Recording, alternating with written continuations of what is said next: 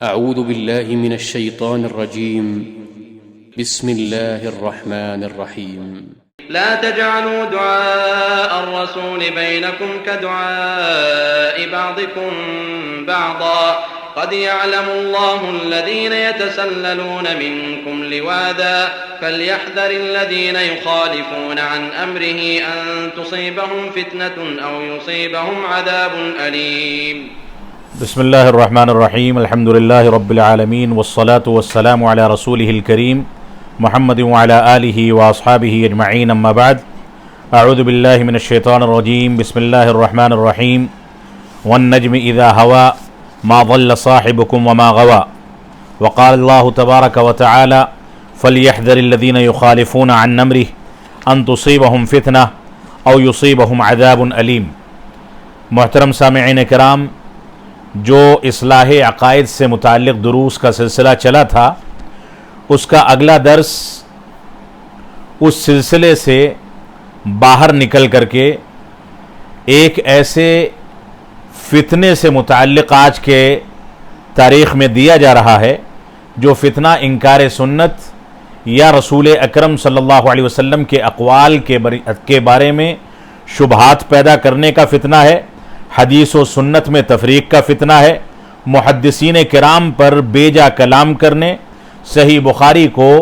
اصح الکتب بعد کتاب اللہ کے اجماع سے خارج کرنے، اور اسی طرح سے تدوین حدیث کے بارے میں غلط افکار، منکرین حدیث کے وہ سارے کے سارے فتنے جو اہل قرآن یا احادیث کو غلط انداز سے پیش کرنے، صحابہ اکرام کو غیر فقیہ کہنے اور اپنے ائمہ کے فتاووں کو رسول اکرم صلی اللہ علیہ وسلم کی احادیث مبارکہ پر فوقیت دینے کے فتنے اور مختلف فتنوں پر مبنی ہے. تو آج حجیت حدیث رسول اکرم صلی اللہ علیہ وسلم کے بارے میں اور رسول اکرم صلی اللہ علیہ وسلم کی احادیث مبارکہ کے مقام اور اس کی عظمت اور احادیث مبارکہ کی حجیت کے بارے میں آپ کے سامنے تھوڑی سی گفتگو کی جائے گی. رسول اکرم صلی اللہ علیہ وسلم کا مقام، آپ کا مرتبہ، آپ کی احادیث مبارکہ کا مقام و مرتبہ اور اس کی عظمت، یہ ہمارے سامنے مسلم ہونی چاہیے. اس سلسلے میں قرآن مجید اور سنت رسول میں کسی بھی انداز کی تفریق کرنا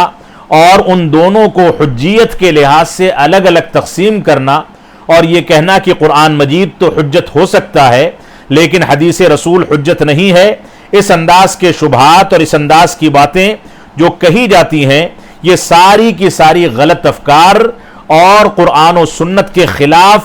افکار پر مبنی ہیں. اللہ رب العالمین کا فرمان ہے وَمَا يَنْتِقُ عَنِ الْهَوَىٰ إِنْ هُوَ إِلَّا وَحْيٌ يُوحَىٰ. اللہ کے نبی صلی اللہ علیہ وسلم اپنی مرضی سے کوئی بات نہیں کرتے،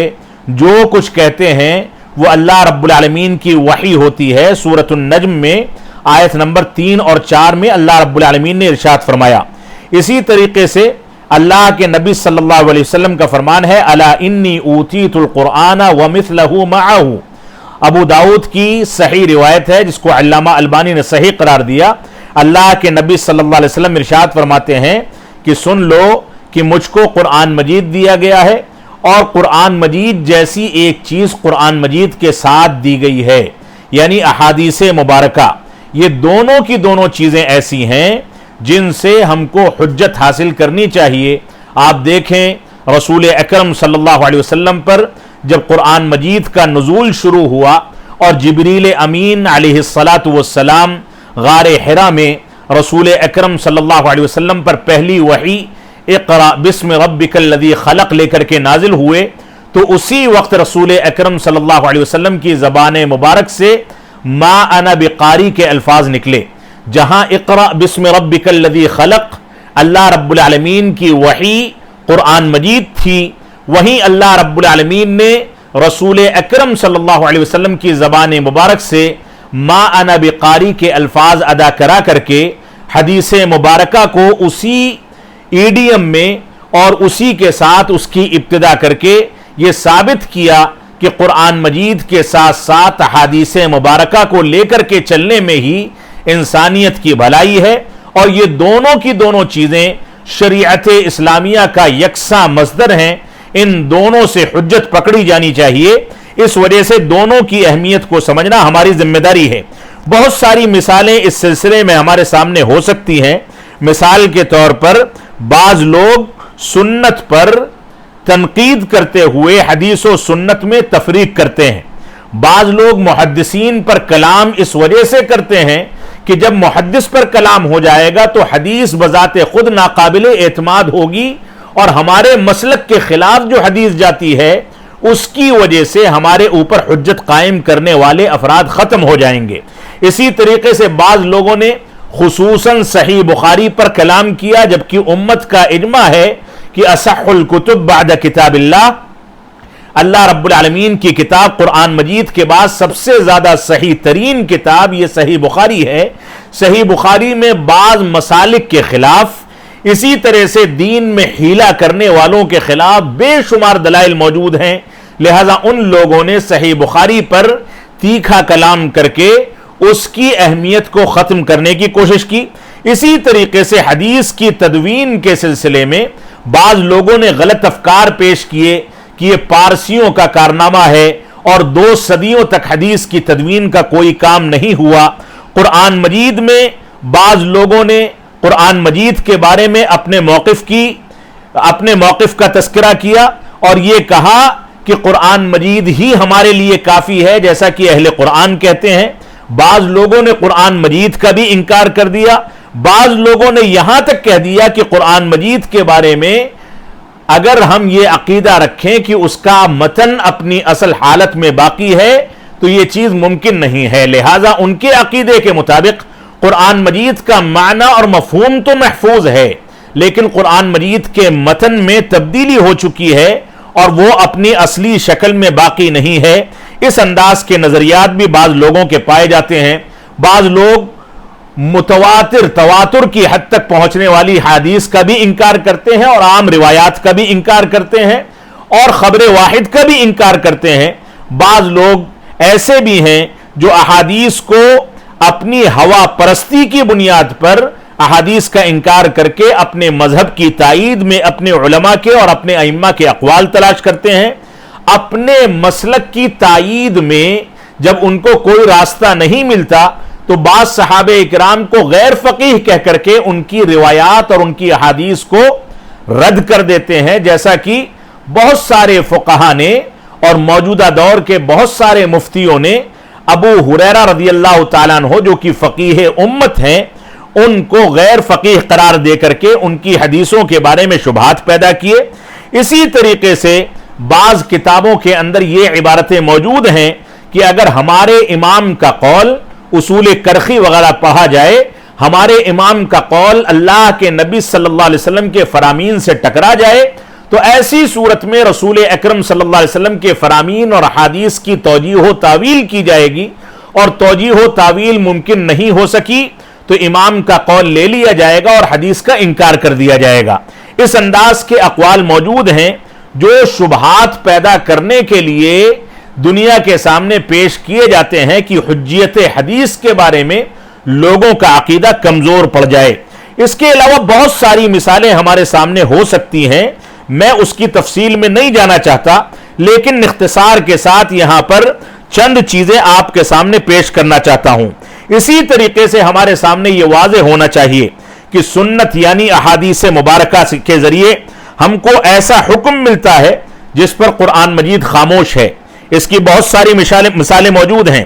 سنت قرآن مجید کو کبھی کبھار منسوخ کرتی ہے، یعنی احادیث مبارکہ کے ذریعے قرآن مجید کے حکم کو منسوخ کر دیا جاتا ہے، جیسے کہ سورہ نساء کی آیت نمبر 15 میں اس سلسلے میں آپ تفصیل دیکھ سکتے ہیں کہ البکر بالبکر جلد مئت و تغریب عام، اس کو منسوخ کیا گیا سنت رسول صلی اللہ علیہ وسلم سے. اور اسی طریقے سے کبھی کبھار احادیث مبارکہ اور سنت رسول صلی اللہ علیہ وسلم قرآنی حکم کی وضاحت کرتی ہیں، یعنی قرآن مجید میں مجمل حکم دیا گیا، اختصار سے کام لیا گیا، صرف اشارہ کیا گیا اور اس کی تفاصیل احادیث مبارکہ میں ملتی ہے. اس کی بے شمار مثالیں موجود ہیں. ایک مثال والسارق والسارقۃ فاقطعوا ایدیہما، قرآن مجید کہتا ہے کہ چور چاہے مرد ہو چاہے عورت ہو ان کا ہاتھ کاٹ دیا جائے. ہاتھ کتنا کاٹا جائے، کوہنیوں سے کاٹا جائے یا بازو سے کاٹا جائے، اس کی تفصیل ہم کو رسول اکرم صلی اللہ علیہ وسلم کی احادیث مبارکہ میں ملتی ہیں۔ تو آئیے دلائل کی روشنی میں چند چیزیں آپ کے سامنے حجیت حدیث رسول صلی اللہ علیہ وسلم کے بارے میں ذکر کر دی جائیں۔ اس سلسلے میں اللہ رب العالمین کا فرمان ہے سورہ نساء کی آیت نمبر 150 اور 151 میں اللہ رب العالمین نے ارشاد فرمایا ان الذین یکفرون باللہ ورسلہ ویریدون ان یفرقوا بین اللہ ورسلہ ویقولون نؤمن ببعض ونکفر ببعض ویریدون ان یتخذوا بین ذلک سبیلا اولئک هم الکافرون حقا۔ جو لوگ کفر کرتے ہیں، انکار کرتے ہیں اللہ رب العالمین اور اس کے رسول کا، اور یہ چاہتے ہیں کہ اللہ اور اس کے رسول کے درمیان فرق پیدا کر دیں، تفریق کر دیں، اور وہ کہتے ہیں کہ ہم بعض انبیاء پر یا بعض چیزوں پر ایمان لائے اور بعض چیزوں کا انکار کیا، اور وہ چاہتے ہیں کہ اللہ اور اس کے رسول کے درمیان کوئی راستہ تلاش کر لیں،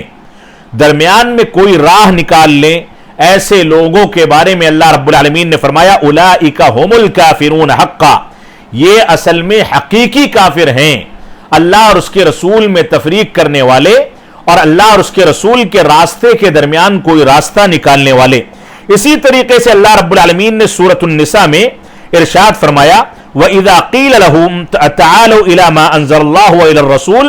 رَأَيْتَ الْمُنَافِقِينَ يَصُدُّونَ عَنْكَ صُدُودًا۔ سورہ نساء کی آیت نمبر 61 ہے۔ اب ان سے جب کہا جاتا ہے کہ اللہ اور اس کے رسول کی طرف آئیں تو آپ دیکھیں گے کہ منافقوں کو دیکھیں گے کہ انہوں نے منہ پھیر کر کے وہ لوگ رک جاتے ہیں، یعنی اللہ اور اس کے رسول کے درمیان تفریق پیدا کرنے اور ان کے احکامات سے منہ پھیرنے والے منافق ہیں، مسلمان نہیں ہو سکتے۔ اللہ کے رسول صلی اللہ علیہ وسلم کا فرمان ہے، امام محمد بن حنبل نے اس روایت کو صحیح قرار دیا ہے اور علامہ البانی رحمۃ اللہ علیہ اس کو حسن قرار دیتے ہیں۔ خطیب بغدادی رحمۃ اللہ علیہ نے کتاب شرف و اصحاب الحدیث میں اس روایت کو ذکر کیا ہے، فرمایا سیحمل هذا العلم من كل خلف عدوله ينفون عنه تحریف الغالین وانتحار المبطلین وتاویل الجاہلین۔ فرمایا کہ دینی و اخلاقی اور اسی طرح سے جو اقدار دینی اور اخلاقی ہیں ان کو اصل میں ان کے بارے میں یہاں گفتگو کی جا رہی ہے۔ فرمایا کہ اس علم کو یعنی علم حدیث کو عن قریب آنے والے لوگوں میں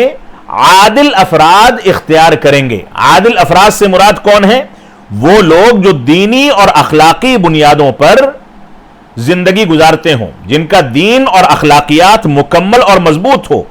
اور اس کے بعد فرمایا کہ عدل کی بنیاد پر دین و اخلاق کو مکمل کر کے زندگی گزارنے والے افراد ینفون عنہ تحریف الغالین، غلو کرنے والوں کی تحریفات اور باطل پرستوں کی جھوٹی دینداری اور جاہلوں کی تعویلات سے نکال کر کے حدیث رسول سے ان چیزوں کو نکال کر کے باہر پھینک دیں گے۔ تین باتوں کا تذکرہ اس مبارک روایت کے اندر کیا گیا ہے۔ پہلی چیز تو یہ ہے کہ غلو آمیز رویہ کی تردید کی گئی، یعنی شدت پسندی کی یہاں پر تردید کی گئی۔ تکفیر کا غلو کا دروازہ اسی کے ذریعے سے کھلا ہے۔ جن لوگوں نے غلو کیا، شدت پسندی کو اختیار کیا، ان لوگوں کی تردید کی گئی ہے حدیث کے پہلے ٹکڑے میں ینفون عنہ تحریف الغالین۔ یہ پہلی چیز ہے، یعنی تکفیر کا دروازہ اس چیز کو نظر انداز کرنے کے نتیجے میں اور غلو کرنے کا دروازہ کھلتا ہے۔ دین کے نام پر نئی باتوں کو ایجاد کرنا، ایجاد جو چیزیں کی جاتی ہیں ان چیزوں کے بارے میں یہاں تردید کی گئی ہے اس روایت میں۔ اس کی وجہ سے نئی باتیں جو ایجاد کی جاتی ہیں اگر ایجاد کر دی جائیں تو اس کی وجہ سے تشیع، تصوف اور اس طرح کی گمراہیاں وجود میں آتی ہیں۔ اور تیسری چیز کہی گئی کہ جہالت پر مبنی تعویلات کا بھی انکار کرتے ہیں وہ عادل لوگ، محدثین اور حدیث رسول کی حفاظت کرنے والے۔ اس کے ذریعے سے اعتزال، اشعریت اور ماتریدیت اور اس انداز کے گمراہ افکار و عقائد کا انکار کیا گیا ہے۔ یعنی اس مبارک ٹکڑے کے اندر، اس مبارک حدیث کے اندر تین چیزوں کی تردید مکمل طریقے سے کر دی گئی۔ ایک تو یہ کہ غلو کرنے والوں کی تحریفات سے اس کو پاک کرتے ہیں حدیث رسول کو، جس کی وجہ سے وہ تکفیر اور غلو سے بچتے ہیں، اور اسی طرح سے باطل پرستوں کی جھوٹی دینداری سے وہ اس کو پاک کرتے ہیں۔ جھوٹی دینداری کی بنیاد پر دنیا کے اندر تشیع اور تصوف کو وجود ملا، اسی طریقے سے جہالت پر مبنی تعویلات کرنے والوں کی تردید کرتے ہیں اور حدیث رسول کو محفوظ کرتے ہیں۔ تو جہالت پر مبنی غلط انداز کی تعویلات کرنے والے معتزلہ، اشعری اور ماتریدی اور ان کے افکار کے حاملین، بعد کے ادوار میں بہت سارے افراد وجود میں آئے، ان لوگوں کی بھی تردید یہ لوگ کرتے ہیں۔ تو سنت رسول صلی اللہ علیہ وسلم کی تعظیم کیا ہے؟ تعظیم یہ ہے کہ 3 طریقوں پر اس کو تسلیم کر لیا جائے۔ پہلی چیز یہ ہے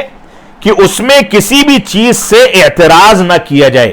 جب حدیث رسول صحیح سند سے ہمارے سامنے واضح ہو جائے تو کسی انداز کا اعتراض نہ کیا جائے۔ یہ اعتراض جو ہے 4 طریقوں پر ہو سکتا ہے۔ عقل کے ذریعے حدیث رسول پر اعتراض کرنا، یعنی دین میں اس کا دخل، اگر عقل کا دخل ہو جائے تو انسان گھمنڈی ہو جاتا ہے اور گھمنڈ کی علامت اس کے اندر آ جاتی ہے۔ عقل کی بنیاد پر حدیث رسول کے اندر کسی انداز کی توجیہ و تعویل کرنا یہ حرام ہے۔ دین نے جو ہم کو کہہ دیا اس کو عقل پر تولے بغیر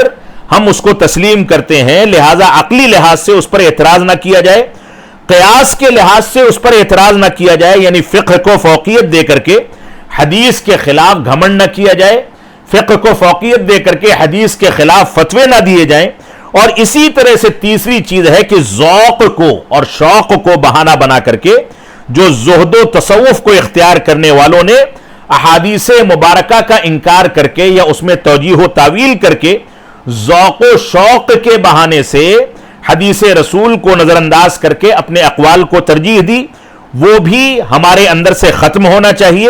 یہ اعتراض بھی ہم ذوق کے بہانے سے حدیث رسول پر نہ کریں، اور اسی طرح سے سیاسی لحاظ سے اس پر اعتراض نہ کیا جائے کہ جب دین اور سیاست سامنے ہو تو سیاست کو ترجیح دینا یہ باطل نظریہ ہے۔ جب دین اور سیاست آمنے سامنے ہو تو دین کو ترجیح دی جائے گی۔ یہ 4 طریقوں پر عام طور سے حدیثوں سے اعراض کیا جاتا ہے، یہ حدیثوں پر اعتراض کیا جاتا ہے، عقل کے ذریعے، قیاس کے ذریعے، ذوق کے یا شوق کے ذریعے، اور اسی طرح سے سیاسی بنیادوں پر۔ ان چیزوں سے ہم کو بچنا ہے اور حجیت حدیث کو اور سنت رسول کی تعظیم کو اس طریقے سے سمجھنا ہے۔ تو پہلی چیز تو یہ ہے کہ اس میں کسی بھی قسم کا اعراض نہ کیا جائے حدیث رسول سے، یہ اعراض نہ عقلی لحاظ سے، نہ قیاسی لحاظ سے، نہ ذوق و شوق کے لحاظ سے، نہ سیاست کے لحاظ سے۔ اور دوسری بات یہ ہے کہ سنت کی دلیل کو فاسد یا ناقص یا کمزور نہ سمجھا جائے۔ جب سنت ثابت ہو گئی تو اس کی دلیل فاسد یا ناقص یا کمزور نہ سمجھی جائے بلکہ اس کو تسلیم کر لیا جائے۔ اور تیسری ذمہ داری ہماری یہ ہے کہ دلیل کے خلاف جب دلیل ثابت ہو جائے تو کوئی بھی راستہ تلاش نہ کیا جائے۔ اللہ رب العالمین کا فرمان ہے وَمَن يُشَاقِقِ الرَّسُولَ مِن بَعْدِ مَا تَبَيَّنَ لَهُ الْهُدَى وَيَتَّبِعْ غَيْرَ سَبِيلِ الْمُؤْمِنِينَ نُوَلِّهِ مَا تَوَلَّى وَنُصْلِهِ جَهَنَّمَ وَسَاءَتْ مَصِيرًا۔ سورہ آل عمران کی 32 نمبر آیت ہے کہ جو لوگ رسول اکرم صلی اللہ علیہ وسلم کی نافرمانی کرتے ہیں اور ان لوگوں کی پیروی کرتے ہیں جو غیر مومنوں کا مومنوں کے علاوہ طریقہ اختیار کریں تو ہم ان کو انہی کے راستے پر لگا دیتے ہیں اور وہ بہت برا ٹھکانہ ہے۔ اسی طریقے سے ہمارے سامنے حدیث رسول صلی اللہ علیہ وسلم کی تدوین کے بارے میں بھی شبہات پیدا کیے جاتے ہیں، جس کا اختصار کے ساتھ میں تذکرہ کر دوں۔ بعض لوگ یہ کہتے ہیں کہ تدوین کا کام یہ 2 صدیاں گزر جانے کے بعد عمل میں آیا، 249 ہجری کے بعد یہ عمل میں آیا، اور اس کو انجام دینے والے پارسی مصنفین تھے، شیعہ حضرات تھے، جیسا کہ بعض لوگوں کا کہنا ہے، جبکہ یہ کہنا بالکل غلط ہے۔ یہ پہلا شبہ ہے جو حدیث رسول کی تدوین کے بارے میں پیش کیا جاتا ہے۔ تو اس سلسلے میں ہم کو سمجھ لینا چاہیے کہ حدیث رسول صلی اللہ علیہ وسلم کی تدوین کا پہلا مرحلہ صحابہ اکرام کے دور میں ہی شروع ہو جاتا ہے، جس کے سلسلے میں بطور مثال آپ یہ سمجھ لیں علی رضی اللہ تعالیٰ عنہ کا صحیفہ، اسی طرح سے صحابہ کرام کے مختلف صحائف، جیسے عبداللہ بن عمرو بن عاص رضی اللہ تعالیٰ عنہ کا صحیفہ صادقہ، جس میں پیرس یونیورسٹی کے ڈاکٹر حمید اللہ صاحب نے اس کی تحقیق کی اور اس کو شائع کیا۔ دوسرا صحیفہ ابو ہریرہ رضی اللہ تعالیٰ عنہ کا ہے، عبداللہ بن عمرو بن عاص رضی اللہ تعالیٰ عنہ، عبداللہ بن عمر کا صحیفہ، انس بن مالک رضی اللہ تعالیٰ عنہ کا، حضرت علی کا صحیفہ، اور بے شمار صحائف ہیں جو مستقل طور سے مرتب کیے گئے رسول اکرم صلی اللہ علیہ وسلم کے عہد مبارک میں، اور ان صحائف کو مختلف کتابوں میں بعد میں شامل کر دیا گیا، جیسا کہ مستدرک حاکم میں، اور اسی طرح سے امام ترمذی کی کتاب میں، اور صحیفہ عمرو بن حزم تھا جب ان کو اللہ کے رسول صلی اللہ علیہ وسلم نے یمن کا گورنر بنایا تو فرائض و سنن اور صدقات و دیات پر احکام لکھوائے، اور ان چیزوں کو انہوں نے مختلف صفحات میں درج کر کے صحیفے کے نام سے مرتب کیا۔ اسی طرح سے ابن عباس رضی اللہ تعالیٰ عنہ کی مرمیات کا صحیفہ انہوں نے بعض افراد کو املا کرایا۔ ترمذی کے کتاب العلل میں ان چیزوں کا تذکرہ اور ان چیزوں کا مجموعہ موجود ہے۔ تو بہرحال پہلا مرحلہ یہ صحابہ کرام کے دور میں شروع ہو چکا تھا، اور اس پورے کے پورے دور میں حدیث رسول کی تدوین کا کام رسول اکرم صلی اللہ علیہ وسلم کی وصیت کی بنیاد پر کیا جاتا تھا۔ اسی طرح سے تدوین حدیث کا دوسرا مرحلہ ہے، حسن بصری رحمۃ اللہ علیہ فرماتے ہیں کہ ہمارے پاس اتنے صحیفے جمع ہو گئے، صحابہ کرام کے دور کے حدیث رسول پر مبنی اتنے صحیفے جمع ہو گئے کہ ان کی حفاظت کرنا مشکل ہو گیا۔ تو عمر بن عبد العزیز رحمۃ اللہ علیہ جو کہ خلیفہ ہوئے تھے، انہوں نے امام زہری رحمۃ اللہ علیہ کو حکم جاری کیا اور فرمایا کہ انظروا حدیث رسول اللہ صلی اللہ علیہ وسلم فاکتبوہ فانی، انہوں نے فرمایا کہ اللہ کے رسول صلی اللہ علیہ وسلم کی احادیث کو جمع کرو اور لکھو، کیونکہ مجھ کو ڈر ہے کہ اہل علم اور علم یہ سارا کا سارا ختم ہو جائے گا۔ فتح الباری کے اندر یہ عبارت موجود ہے۔ یہ دوسرا مرحلہ تھا جو عمر بن عبد العزیز رحمۃ اللہ علیہ کے دور میں تدوین حدیث کا مرحلہ شروع ہوا اور اس کو آگے بڑھایا گیا۔ تیسرا مرحلہ جو تھا، اس میں علمی مراکز قائم کیے گئے، شام میں، مکہ میں، مدینہ میں، یمن میں، بصرہ میں، اور اسی طرح سے کوفہ میں، مدینہ میں، خراسان میں، واسط میں، رئی میں، مصر میں بہت سارے مراکز قائم کیے گئے۔ حضرت عامر شعبی رحمۃ اللہ علیہ نے، جو کہ 103 ہجری میں فوت ہوئے، انہوں نے شام میں مرکز قائم کیا۔ عبد الملک جریج رحمۃ اللہ علیہ نے 150 میں مکہ میں مرکز قائم کیا۔ ابن اسحاق نے 151 میں مدینہ میں، معمر بن راشد نے 156 میں یمن میں، سعید بن عروبہ ابن ابی عروبہ نے بصرہ میں 156 میں، امام اوزاعی رحمۃ اللہ علیہ نے 157 میں شام میں، سفیان ثوری رحمۃ اللہ علیہ نے کوفہ میں 161 میں، امام مالک رحمۃ اللہ علیہ نے 179 میں مدینہ منورہ کے اندر، عبداللہ بن مبارک رحمۃ اللہ علیہ نے 181 میں خراسان میں،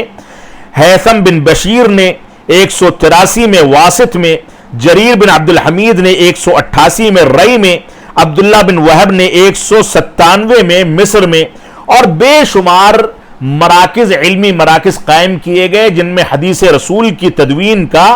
سلسلہ تیسرے مرحلے میں بھی جاری رکھا گیا۔ اور اس کے بعد چوتھا مرحلہ آیا، دوسری صدی کے اختتام تک یہی انداز رہا۔ پھر مسانید اور کتب حدیث کی تدوین کا سلسلہ شروع ہوا۔ ائمہ حدیث نے پورے احتیاط کے ساتھ حدیث رسول صلی اللہ علیہ وسلم کی حفاظت اور اس کو جمع کرنے کا کام کیا، جس پر تھوڑی سی نظر آپ ڈال لیں۔ ائمہ حدیث کی رجال پر نظر کے بارے میں ایک مثال، دو مثالیں میں آپ کے سامنے پیش کر دوں۔ حیثم بن بشر واسطی زہری کے شاگرد ہیں اور دونوں ثقہ ہیں، دونوں امام بخاری رحمۃ اللہ علیہ کے رجال میں سے ہیں، لیکن حیثم کی روایت اگر زہری سے امام بخاری کی نظر میں صحیح نہیں ہے اور امام بخاری کے شرط کے خلاف ہے، اس لیے وہ روایت ان سے نہیں کرتے۔ محدثین نے اپنے استاذ، اپنے اساتذہ اور شاگردوں پر گہری نظر رکھتے ہوئے ان کے اندر اگر کوئی خلل دیکھا تو اس خلل کی بنیاد پر ان کی احادیث کو ترک کر دیا۔ بیٹے نے اپنے باپ کے اوپر تنقید کی، شاگرد نے اپنے استاذ پر تنقید پائی تو تنقید کی، لیکن حدیث رسول سے کوئی سمجھوتا نہیں کیا۔ آپ دیکھیں ورقہ بن عمرو یشکری ثقہ ہیں، لیکن منصور بن المعتمر کی روایات میں وہ پورے ضابط نہیں مانے جاتے. یہ دونوں رجال بھی بخاری کے ہیں، لیکن ورقہ کی روایت جو ہے منصور سے صحیح بخاری میں نہیں ملے گی. اس طرح کی بے شمار مثالیں موجود ہیں. وضاح بن عبداللہ کی روایت باتفاق ائمہ قابل اعتماد ہیں اور ثقہ ہیں، لیکن قتادہ کی روایات میں وہ ثقہ نہیں مانے جاتے، اس لیے امام بخاری رحمۃ اللہ علیہ ان سے روایتیں ذکر نہیں کرتے. تو بہت زیادہ احتیاط کے ساتھ اصول حدیث کو مرتب کیا گیا، اور احادیث کی تدوین کا کام صحابہ اکرام کے دور ہی سے شروع ہو گیا تھا، جس کا تذکرہ اختصار کے ساتھ میں نے آپ کے سامنے بیان کر دیا. اب میں اصل موضوع پر آؤں گا. حدیث رسول صلی اللہ علیہ وسلم کی حجیت کے بارے میں چند چیزیں آپ کے سامنے بیان کرنی ضروری ہیں. ایک تو سورۃ النجم میں آیت نمبر 1 سے لے کر کے 4 تک اللہ رب العالمین نے ارشاد فرمایا، قسم ہے ستارے کی جب وہ گرے کہ تمہارے ساتھی نے نہ راہ گم کی ہے اور نہ وہ ٹیڑھی راہ پر گیا ہے، اور نہ ہی وہ اپنی خواہشات سے کوئی بات کہتا ہے، وہ صرف وہی باتیں کہتا ہے جو وحی کے ذریعے اس پر اتاری جاتی ہیں. سورہ نجم کی آیت نمبر 1 سے لے کر کے 4 تک اللہ رب العالمین نے قسم کھا کر کے رسول اکرم صلی اللہ علیہ وسلم کی احادیث مبارکہ اور آپ کے ذریعے سے کیے جانے والے کلام اور اقوال کو ایک سند کی حیثیت دے دی ہے. اسی طریقے سے حجیت السنت النبویہ، اللہ کے نبی صلی اللہ علیہ وسلم کی احادیث مبارکہ و مطہرہ کی حجیت کے بارے میں ہم کو اس بات کا پورا یقین رکھنا چاہیے کہ اللہ کے نبی صلی اللہ علیہ وسلم کو اللہ رب العالمین نے ہر قسم کی غلطیوں سے اور ہر قسم کی گمراہی سے محفوظ رکھا تھا. اللہ رب العالمین کا فرمان ہے، وَلَوْ تَقَوَّلَ عَلَيْنَا بَعْضَ الْأَقَاوِيلِ لَأَخَذْنَا مِنْهُ بِالْيَمِينِ ثُمَّ لَقَطَعْنَا مِنْهُ الْوَتِينَ فَمَا مِنْكُمْ مِنْ أَحَدٍ عَنْهُ حَاجِزِينَ. سورۃ الحاقہ میں 44 سے 47 نمبر کی آیات میں اللہ رب العالمین نے ارشاد فرمایا، اگر ہم پر یہ کوئی بھی بات بنا لیتا، یعنی رسول اکرم صلی اللہ علیہ وسلم کوئی بات بنا لیتے، گڑھ لیتے، تو البتہ ہم اس کا داہنا ہاتھ پکڑ لیتے، پھر اس کی شہ رگ کاٹ کر کے رکھ دیتے، پھر تم میں سے کوئی بھی مجھے اس سے روکنے والا نہ ہوتا. اللہ رب العالمین نے یہاں بالکل واضح کر دیا کہ رسول اکرم صلی اللہ علیہ وسلم دین کے نام پر اگر کوئی بات دوسری کرتے جو اللہ رب العالمین کی وحی نہ ہوتی، تو اللہ رب العالمین ان کی شہ رگ کو کاٹ دیتا اور ان کے داہنے ہاتھ کو پکڑ کر کے ان کو جھڑک دیتا. یہاں پر اللہ رب العالمین نے واضح فرما دیا. اسی طریقے سے سنت نبویہ کے بارے میں ہم کو اس بات کو سمجھ لینا چاہیے کہ اسلامی شریعت میں اس کا عظیم مکان ہے، مقام ہے، اور اسی طریقے سے قرآن مجید کے بعد سنت صحیحہ یہ سب سے بنیادی مصدر ہے، دوسرا مصدر ہے. اور سنت جو ہے، جو قرآن مجید کے اندر چیزیں وارد ہوئی ہیں ان کی عملی تطبیق ہے. سنت رسول صلی اللہ علیہ وسلم قرآن مجید کی تفسیر و شرح اور اس کی عملی تطبیق ہے. اور قرآن مجید میں جو چیزیں مجملاً ذکر کی گئی ہیں ان چیزوں کی تفسیر سنت رسول ہے. قرآن مجید میں جو الفاظ غیر واضح ہیں ان الفاظ کی شرح و تفسیر سنت رسول کے ذریعے سے پیش کی جاتی ہے. لہذا قرآن مجید اور سنت رسول کے درمیان کسی انداز کی تفریق پیدا کر پانا یہ ممکن نہیں ہے. تو اس سلسلے میں ہمارے سامنے چند چیزیں ہونی چاہیے. پہلی چیز تو یہ ہے کہ سنت رسول دراصل کہا جاتا ہے اس مصدر کو، وہ بنیادی مصادر جو شریعت اسلامیہ کو حاصل کرنے کا مصدر ہے، اور قرآن مجید اور دین رسول اور رسول اکرم صلی اللہ علیہ وسلم کی احادیث مبارکہ، یہ دونوں کے دونوں شریعت اسلامیہ میں برابر کا مقام رکھتے ہیں. یعنی جیسے قرآن مجید حجیت ہے ویسے ہی سنت رسول بھی حجیت ہے. جیسا کہ آپ کے سامنے الا انی اوتیت القرآن ومثلہ معہ، ابو داؤد کی یہ صحیح روایت آپ کے سامنے بیان کی گئی. تو قرآن مجید اور سنت رسول یہ دونوں کے دونوں شریعت اسلامیہ کا آدھا حصہ ہیں. تو اس کی ضمانت دینا اور اس پر یقین رکھنا اور اس کو قابل اعتماد سمجھنا یہ ہمارے اوپر واجب ہے. تو سنت نبویہ کہا جاتا ہے ان چیزوں کو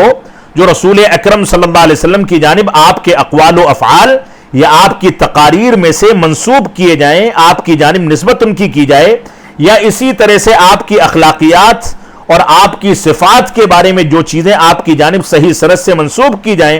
یا آپ کی سیرت کے بارے میں جو چیزیں منسوب کی جائیں، یہ سب کی سب احادیث رسول صلی اللہ علیہ وسلم ہیں۔ اس وجہ سے ہم کو اس چیز کو سمجھ کر کے چلنا چاہیے۔ یہ سنت رسول صلی اللہ علیہ وسلم تین چیزوں پر منقسم ہوتی ہے۔ پہلی قسم یہ ہے وہ سنت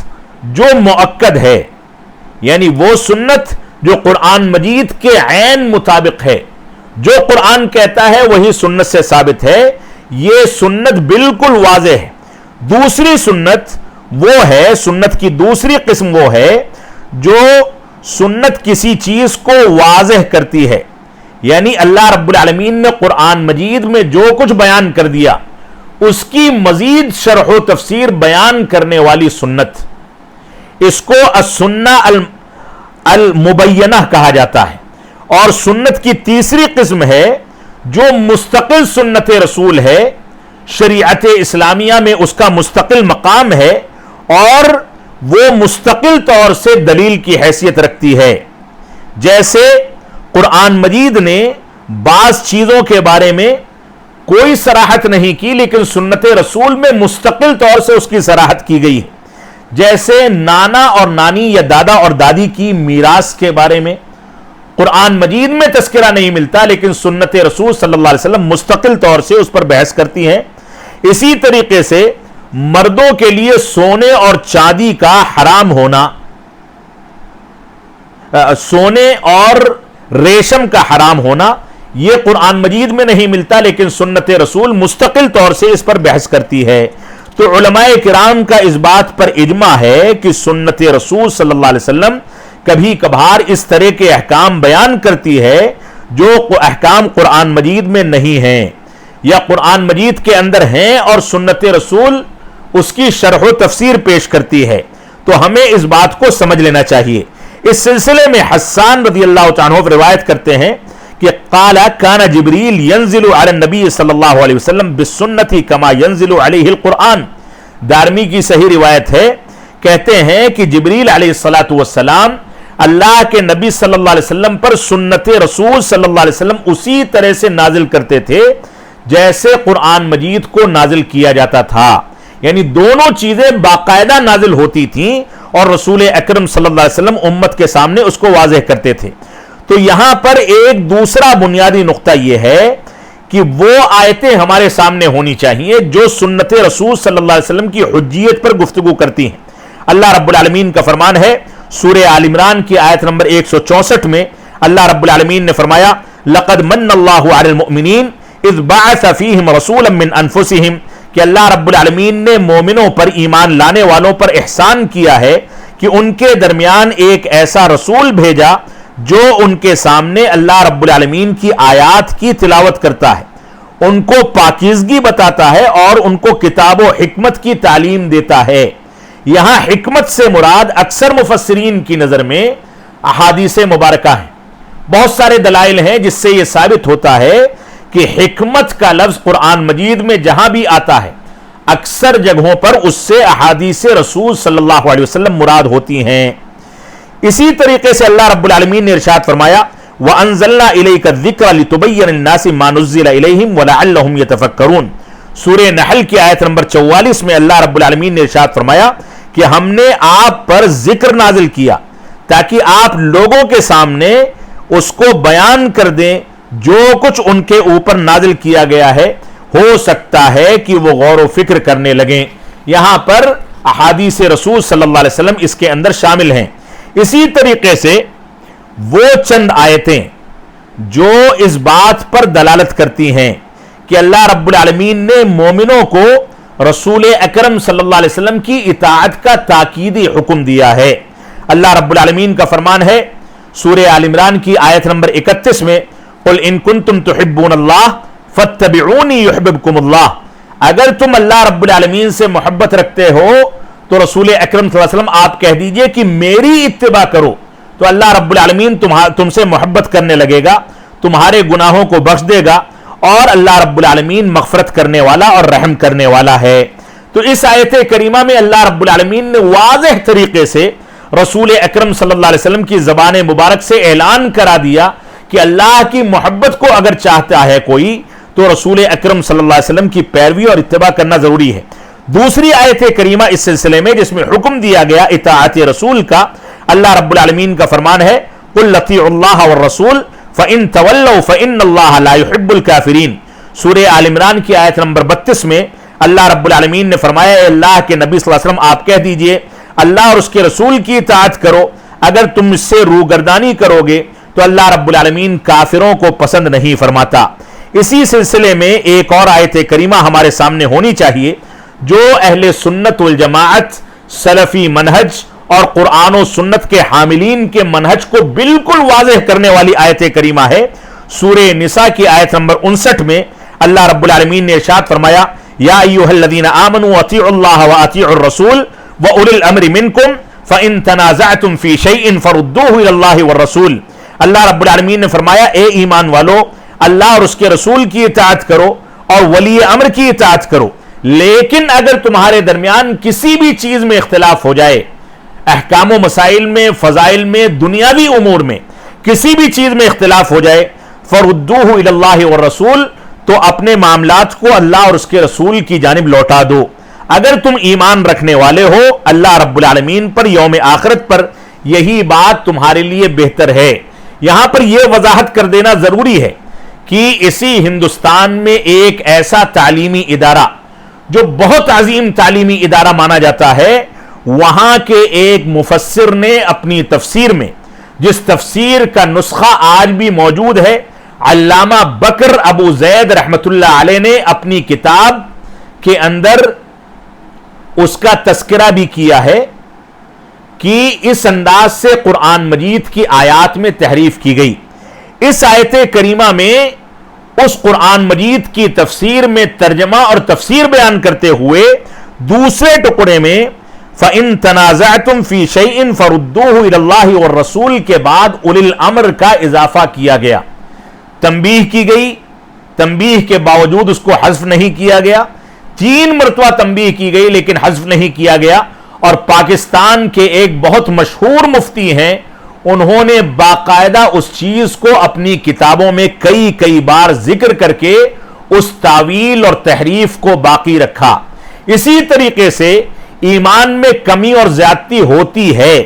یہی صحیح مسلک ہے، لیکن کمی اور زیادتی نہیں ہوتی، جامد ہے ایمان۔ اس کو ثابت کرنے کے لیے قرآن مجید میں کچھ جگہوں پر بعض حروف کا اضافہ کیا گیا۔ یہ سارے کے سارے تلخ حقائق ہیں جن کا تذکرہ اشارتاً میں نے کر دیا، میں تفصیل میں نہیں جانا چاہتا۔ اسی طریقے سے اللہ رب العالمین نے فرمایا من یطع الرسول فقد اطاع اللہ،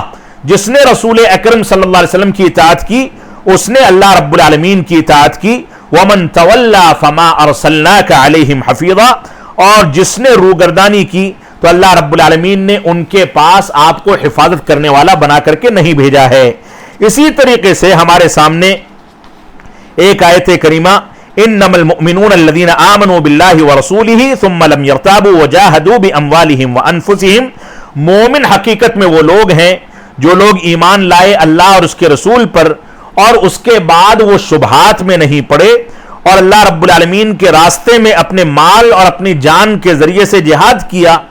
اولئک هم الصادقون، یہی لوگ سچے ہیں۔ لہذا مومنوں کی تعریف میں اللہ رب العالمین نے رسول اکرم صلی اللہ علیہ وسلم کی اطاعت کو شامل رکھا ہے۔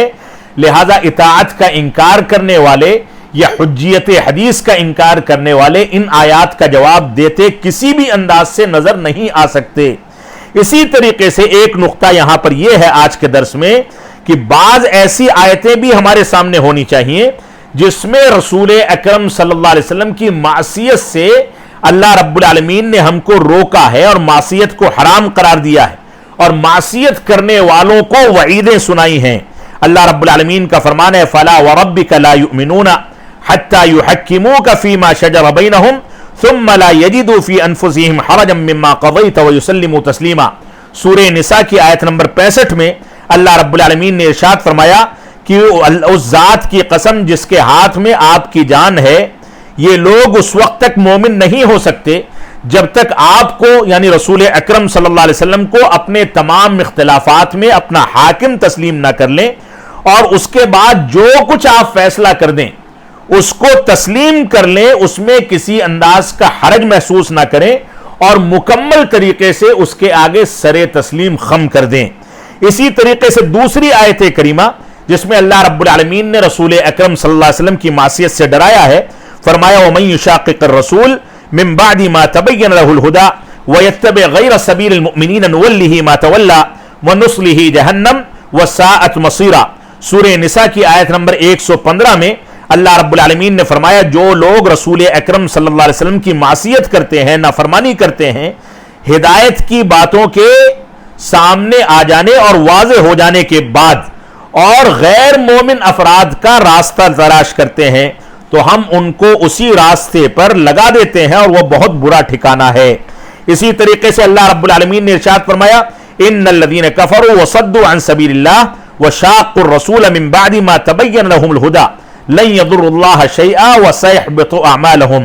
اللہ رب العالمین نے سورہ محمد کی آیت نمبر 32 میں ارشاد فرمایا جو لوگ کفر کرتے ہیں اور اللہ کے راستے سے روکتے ہیں اور رسول اکرم صلی اللہ علیہ وسلم کی نافرمانی کرتے ہیں، ہدایت کا راستہ واضح ہو جانے کے بعد، تو وہ اللہ کو کچھ بھی نقصان نہیں پہنچا سکتے، اور اللہ رب العالمین ان قریب اس وتیرے کی وجہ سے ان کے اعمال کو تباہ و برباد کر دے گا۔ یعنی رسول اکرم صلی اللہ علیہ وسلم کی نافرمانی یہ بھی اعمال صالحہ کی تباہی کا سبب ہے۔ اسی طریقے سے ہمارے سامنے وہ آیات بھی ہونی چاہیے جن میں رسول اکرم صلی اللہ علیہ وسلم کا احترام کرنے کا حکم دیا گیا اور آپ کے ادب و احترام کا پورا لحاظ کرنے کا حکم دیا گیا۔ اللہ رب العالمین نے فرمایا لا تجعلوا دعاء الرسول بینکم کدعاء بعضکم بعضا قد یعلم اللہ الذین یتسللون منکم لواذا فلیحذر الذین یخالفون عن نمرہ ان تصیبہم فتنہ او یصیبہم عذاب علیم۔ سورہ نور کی آیت نمبر 63 ہے جس کو شروع میں بھی تلاوت کیا گیا۔ اللہ رب العالمین نے فرمایا اپنے رسول کے بلانے کو اپنے درمیان عام لوگوں کے بلاوے کی طریقے سے نہ سمجھا کرو۔ اللہ نے تم میں سے اللہ رب العالمین انہیں خوب جانتا ہے جو نظر بچا کر کے چپکے سے سرک جاتے ہیں۔ رسول اکرم صلی اللہ علیہ وسلم کی احادیث مبارکہ کا ذکر کیا جاتا ہے تو راستے تلاش کر کے نکل جاتے ہیں۔ بہت سارے افراد کہتے ہیں کہ کچھ لوگوں کو بخاری کا بخار آتا ہے، حدیث رسول کا حیض آتا ہے، نہ جانے کون کون سے اتہامات لگائے جاتے ہیں، یہ چور دروازے ہیں۔ فرمایا کہ اللہ رب العالمین ایسے لوگوں کو خوب جانتا ہے، اور اللہ رب العالمین نے آگے فرمایا سنو جو لوگ حکم رسول صلی اللہ علیہ وسلم کی مخالفت کرتے ہیں انہیں ڈرتے رہنا چاہیے کہ کہیں ان پر کوئی زبردست آفت نہ آ جائے اور ان کو کوئی دردناک عذاب آ کر کے دبوچ نہ لے۔ اسی طریقے سے چند وہ آیتیں جن آیتوں میں اللہ رب العالمین نے رسول اکرم صلی اللہ علیہ وسلم کی پیروی کی جزا اور اس کا بدلہ ذکر کیا ہے، وہ آیتیں بھی ہمارے سامنے ہونی چاہیے۔ اللہ رب العالمین نے فرمایا تلک حدود اللہ ومن یطع اللہ ورسولہ یدخلہ جنات تجری من تحتها الانہار خالدین فیہا وذلک الفوز العظیم۔ سورہ نساء کی آیت نمبر 13 میں اللہ رب العالمین کا فرمان ہے یہ اللہ رب العالمین کے حدود ہیں، اور جو اللہ اور اس کے رسول کی اطاعت کرتا ہے اس کو اللہ رب العالمین ایسے باغات میں داخل فرمائے گا جنتوں میں جس کے نیچے نہریں بہ رہی ہوں گی اور وہ ہمیشہ ہمیش اس میں رہیں گے۔ ذالک الفوز العظیم، یہ بہت بڑی کامیابی ہے۔ اسی طریقے سے اللہ رب العالمین نے ارشاد فرمایا قل یا ایھا الناس انی رسول اللہ الیکم جمیعا، اے اللہ کے نبی صلی اللہ علیہ وسلم آپ کہہ دیجئے میں تم سب لوگوں کی جانب رسول بنا کر کے بھیجا گیا ہوں، اس اللہ کی جانب سے جس کے ہاتھ میں جو آسمان و زمین کا مالک ہے، اس کے علاوہ کوئی معبود حقیقی نہیں، وہ زندہ کرنے والا اور موت دینے والا ہے، لہذا تم اللہ اور اس کے رسول پر ایمان لاؤ، اس رسول پر ایمان لاؤ جو رسول نبی امی تھا، پڑھا لکھا نہیں تھا۔ جو لوگ اللہ اور اس کے رسول پر اور اس رسول نے اللہ رب العالمین پر اس کے کلمات پر ایمان کا اعلان کیا، اور تم لوگ اس کی اتباع کرو تاکہ ہدایت پا جاؤ، لعلکم تہتدون، تاکہ تم ہدایت پا جاؤ۔ اللہ رب العالمین نے اسی طرح سے ارشاد فرمایا سورۃ الاحزاب میں آیت نمبر 71 میں فرمایا کہ یا ایھا الذین آمنوا اتقوا اللہ وقولوا قولا سدیدا یصلح لکم اعمالکم ویغفر لکم ذنوبکم ومن یطع اللہ ورسولہ فقد فاز فوزا عظیما۔ جو اللہ اور اس کے رسول کی اطاعت کرتا ہے وہ بہت عظیم کامیابی میں ہے۔ اس کے علاوہ وہ جو آیتیں اس بات کا تذکرہ کرتی ہیں کہ جو اللہ کے نبی صلی اللہ علیہ وسلم پر ایمان نہیں لاتا اس کو اللہ رب العالمین نے عذاب سے دوچار کرنے کا وعدہ کیا ہے، اس کے لیے عقاب کا تذکرہ کیا ہے۔ اللہ رب العالمین نے فرمایا سورۃ النساء میں آیت نمبر 14 میں وَمَن يَعْصِ اللَّهَ وَرَسُولَهُ وَيَتَعَدَّ حُدُودَهُ يُدْخِلْهُ نَارًا خَالِدًا فِيهَا وَلَهُ عَذَابٌ مُهِينٌ۔ جو اللہ اور اس کے رسول کی معصیت کرتے ہیں اور ان کے حدود کو پھلانگ جاتے ہیں ان کو اللہ رب العالمین جہنم میں داخل کرے گا، وہ ہمیشہ ہمیش اس میں رہیں گے، یہ بڑا دردناک عذاب ہے۔ اللہ رب العالمین نے سورۃ الانفال میں آیت نمبر 13 میں ارشاد فرمایا ذَلِكَ بِأَنَّهُمْ شَاقُّوا اللَّهَ وَرَسُولَهُ، یہ اس وجہ سے کہ جو لوگ اللہ اور اس کے رسول کی نافرمانی کرتے ہیں تو جس نے اللہ اور اس کے رسول کی نافرمانی کی ان کے لیے دردناک عذاب ہے۔ اسی طریقے سے ہمیں حجیت رسول صلی اللہ علیہ وسلم پر چند احادیث بھی اپنے ذہن میں رکھنی چاہیے۔ حجیت سنت مطہرہ پر چند احادیث میں مثال کے طور پر اللہ کے نبی صلی اللہ علیہ وسلم کی ایک حدیث جو مقدام بن معدی کرب الکندی رضی اللہ تعالیٰ عنہ فرماتے ہیں کہ اللہ کے نبی صلی اللہ علیہ وسلم نے ارشاد فرمایا کہ ان قریب ایک آدمی ٹیک لگا کر کے بیٹھا ہوگا اپنی تکیہ پر، ٹیکے پر، اور حدیث رسول صلی اللہ علیہ وسلم کو ذکر کرے گا اور میری احادیث کو ذکر کرے گا، اور اس کے بعد کہے گا بیننا و بینکم کتاب اللہ، کہ ہمارے اور تمہارے درمیان اللہ رب العالمین کی کتاب ہے، ہم اس میں جو کچھ پاتے ہیں اس کو حلال سمجھتے ہیں اور جو کچھ حرام پاتے ہیں اس کو حرام کہتے ہیں، جبکہ حقیقت یہ ہے کہ اللہ کے نبی صلی اللہ علیہ وسلم نے بھی بہت ساری چیزوں کو حرام کیا ہے، بہت ساری چیزوں کو حلال کیا ہے، اور وہ چیزیں قرآن مجید کے اندر موجود نہیں ہیں۔ ابن ماجہ کی صحیح روایت ہے، علامہ البانی نے صحیح قرار دیا۔ اسی طریقے سے اللہ کے نبی صلی اللہ علیہ وسلم کی ایک روایت مزید ہے جس کو علامہ البانی نے صحیح قرار دیا، جس میں فرمایا کہ حمار اہلی یعنی گھریلو گدھا جو ہے یہ ہمارے لیے حرام ہے، جس کا تذکرہ احادیث مبارکہ میں ملتا ہے اور قرآن مجید اس بارے میں خاموش ہے۔ لہذا حدیث رسول کو حجیت سمجھنا، اس کی دلیل حدیث رسول کے اندر بھی موجود ہے۔ ابو ہریرہ رضی اللہ تعالیٰ عنہ فرماتے ہیں کہ اللہ کے نبی صلی اللہ علیہ وسلم نے ارشاد فرمایا من اطاعنی فقد اطاع اللہ ومن عصانی فقد عصى اللہ، جس نے میری اطاعت کی اس نے اللہ رب العالمین کی اطاعت کی، اور جس نے میری نافرمانی کی اس نے اللہ رب العالمین کی نافرمانی کی۔ یہ صحیح بخاری کی روایت ہے۔ اسی طریقے سے ابو ہریرہ رضی اللہ تعالیٰ عنہ نے فرمایا اللہ کے نبی صلی اللہ علیہ وسلم کا فرمان ہے کل امتی یدخلون الجنت الا من ابا، میری ساری کی ساری امت سرکشی کرنے والوں کے علاوہ جہنم میں داخل ہوگی۔ سرکشی کرنے والے لوگ وہ ہوں گے جو میری اطاعت کرتے ہیں وہ جنت میں جائیں گے، اور جو معصیت کرتے ہیں وہ سرکشی کرنے والے ہیں۔ یہ صحیح بخاری کی روایت ہے۔ عرباض بن ساریہ رضی اللہ تعالیٰ فرماتے ہیں کہ اللہ کے نبی صلی اللہ علیہ وسلم نے ارشاد فرمایا اوصیکم بتقوی اللہ والسمع والطاعہ، میں تم کو اللہ رب العالمین کے تقوی اور سمع و طاعت کی وصیت کرتا ہوں، اگرچہ تمہارے اوپر ایک کالا کلوٹا شخص امیر بنا دیا جائے تو بھی اس کی اطاعت اور سمع و طاعت کو بجا لاؤ۔ تم میں سے جو میرے بعد باحیات رہے گا وہ عنقریب بہت سارے اختلافات دیکھے گا۔